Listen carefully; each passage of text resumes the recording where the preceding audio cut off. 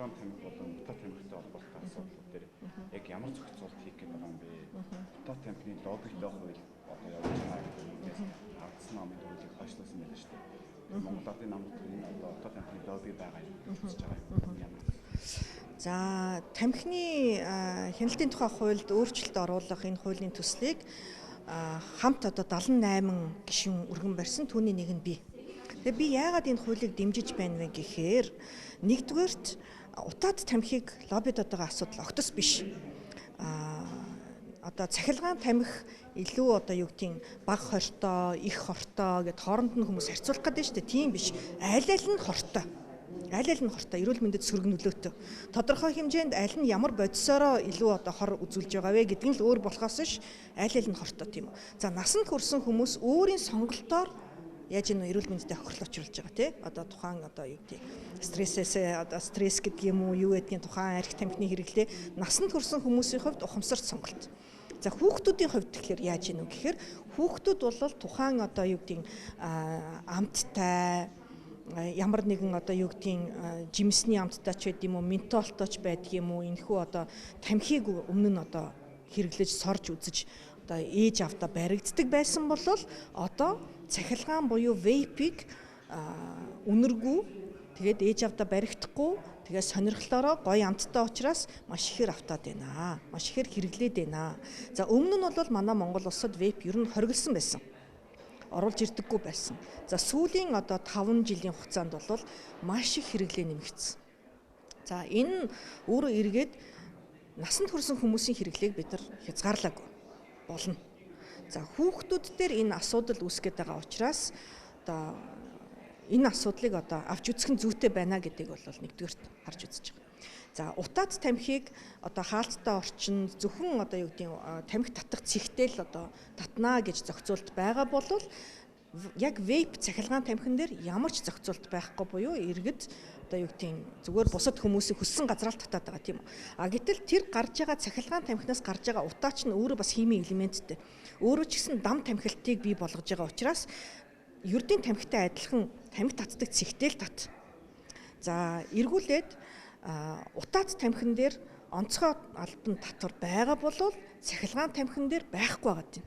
Тэгэхээр тамхил бол тамхи адилхан татвартай бай. Адилхан зохицуулттай бай гэдэг ийм асуудлыг оруулж ирж байгаа. 30% татварыг үе шаттайгаар нэмэгдүүлж одоо үе шаттайгаар тухайн одоо утаад тамхич бай, вейп цахилгаан тамхич бай, яг адилхан татвартай байна.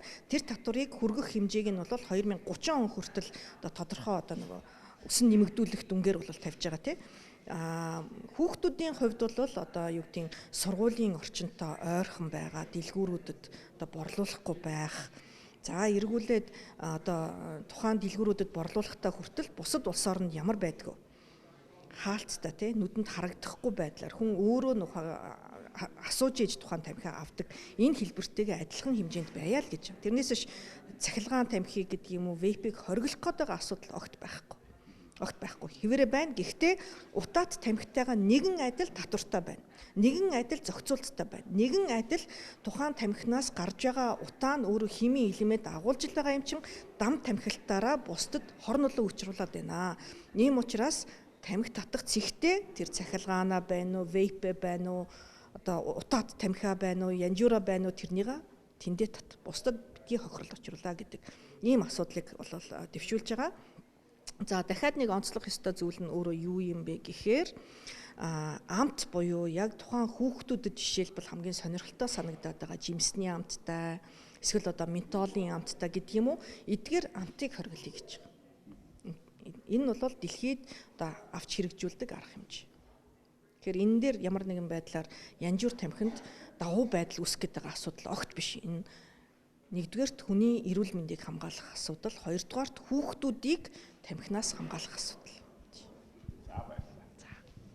Монгол Ардын намын бүлэг бол тэмцсэн байна. Тэр энэ хүмүүсийн донд утаа тамхины лоббинд хүртүүд одоо ийм асуудал үүсэж байна. Энд нь бол энэ электроник тамхиг хорих гэдэг эсвэл одоо үнийн амтыг хорих гэдэг ийм асуудал үүсэж. Та тэгэхээр бол тогтоогч гишүүний хувьд ямар байр суурьтай байна? За хамгийн гол нь нөгөө утаа тамхиа их хортой гэж үзээд байгаа шүү дээ. Юу тийм судалгаач байдаг гэж ярьж байсан.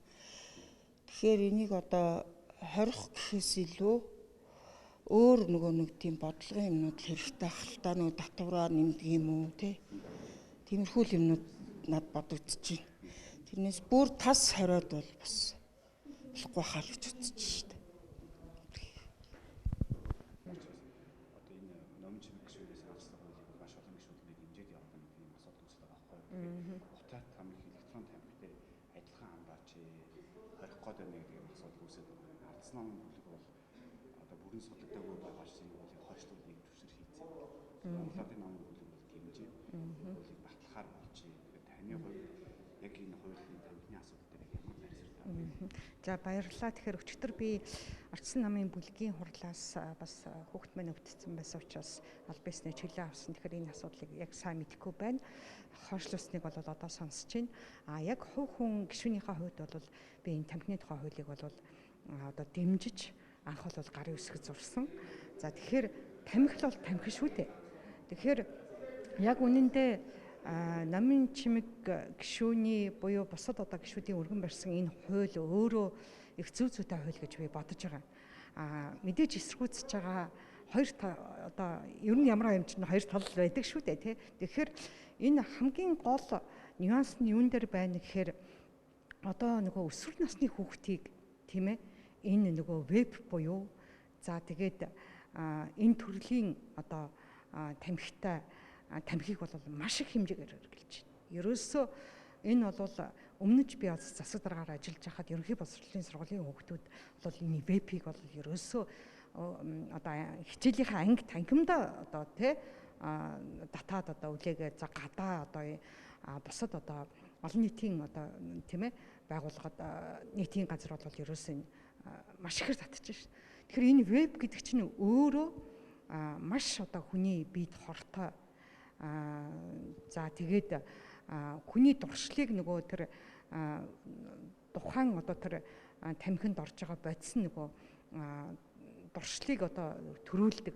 Тэр нөгөө янз янзын амттай одоо тий одоо амттангаар одоо ингэж найруулсан байдаг юм байна. Тэгэхээр одоо энэ бол ерөөсөө хамгийн гол нь насан туршид бол нэг өөр хэрэг.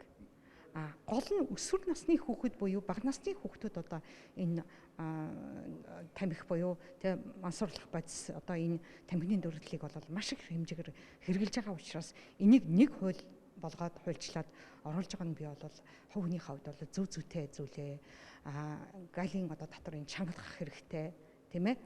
Түүнээс ялгууртай хандах асуудал байна. Ялгууртай хандна гэдэг чи одоо яг хөө зүгээр маш олон судалгаа тооцоонууд байдгийн байлээ л дээ. Улс орнуудын одоо хөгжлөөсөө шалтгаалаад одоо тэгээ энийг ялгууртай хандна гэхээр хяналтыг л одоо сайжруулах хэрэгтэй болох бах л да. Тэгэхээр би бол яг хөө зүгээр хүн ам зүүн өнцгөөс харсан ч гэсэн одоо манайх чинь 3.5 сая хүн амтаа шүү.